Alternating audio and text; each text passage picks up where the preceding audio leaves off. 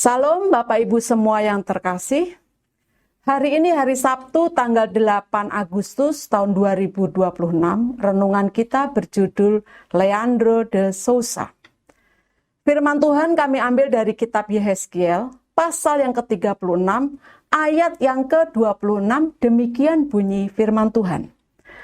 Kamu akan kuberikan hati yang baru dan roh yang baru di dalam batinmu.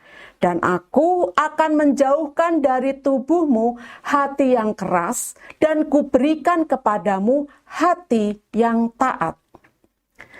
Ada seorang pria dari Brasil bernama Leandro de Souza yang kisah hidupnya menjadi kesaksian tentang perubahan yang radikal.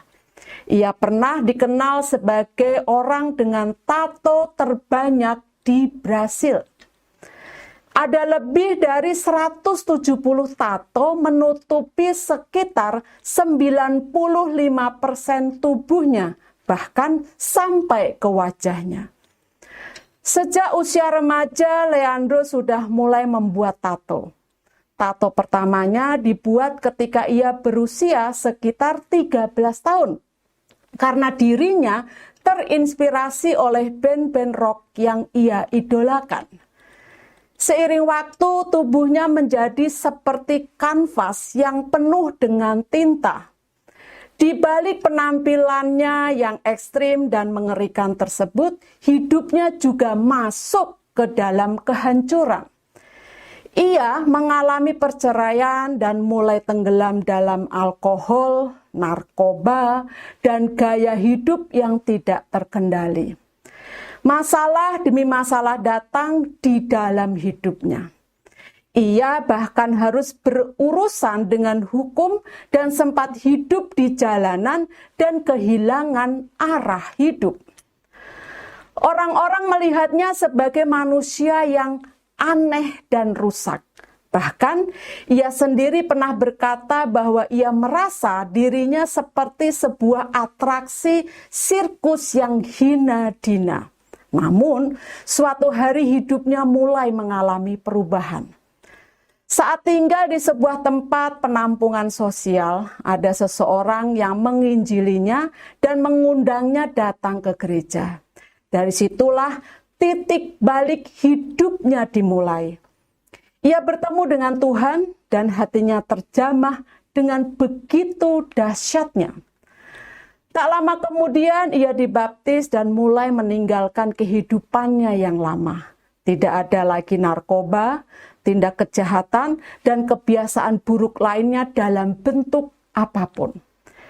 Yang lebih luar biasa lagi, Leandro mulai menjalani proses yang sangat menyakitkan secara fisik, yaitu menghapus tato-tato yang menutupi tubuhnya dengan teknologi laser.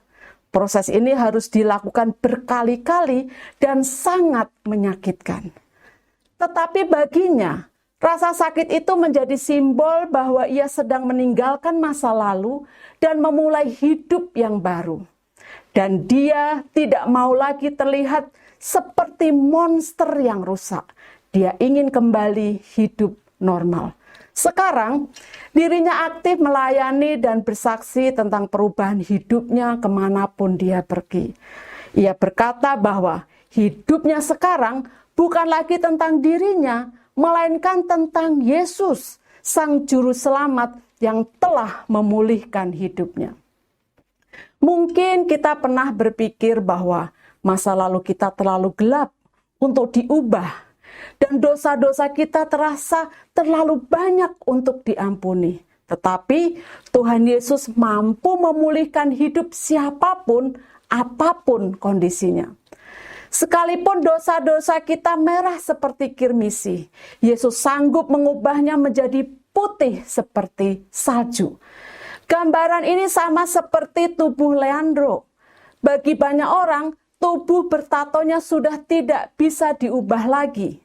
Tetapi ia memiliki tekad kuat untuk menjalani proses yang menyakitkan dalam penghapusan semua tatonya dan berhasil.